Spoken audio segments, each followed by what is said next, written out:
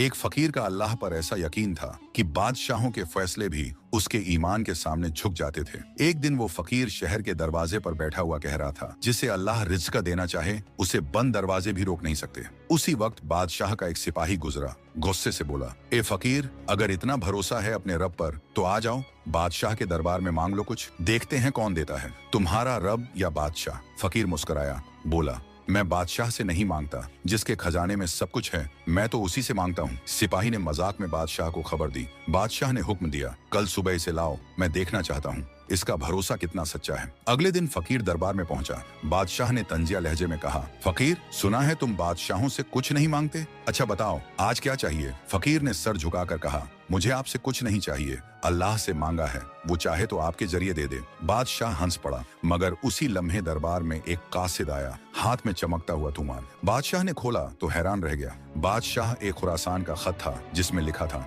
इस फकीर को हमने अपनी जमीनों से सोना और अनाज भेज दिया है, क्योंकि कल रात ख्वाब में हुक्म हुआ कि मेरे बंदे का रिज़्क तुम्हारे हाथ से पहुंचाओ। बादशाह का चेहरा बदल गया, वो फकीर के कदमों में झुक गया और बोला, वाकई जिसका अल्लाह पर यकीन हो, दुनिया खुद उसके कदमों में आती है। जिसने लोगों से उम्मीद तोड़कर अल्लाह से जोड़ ली, उसे अल्लाह ऐसे रास्ते से नवाजता है जिसका वो खुद तसव्वुर भी नहीं कर सकता।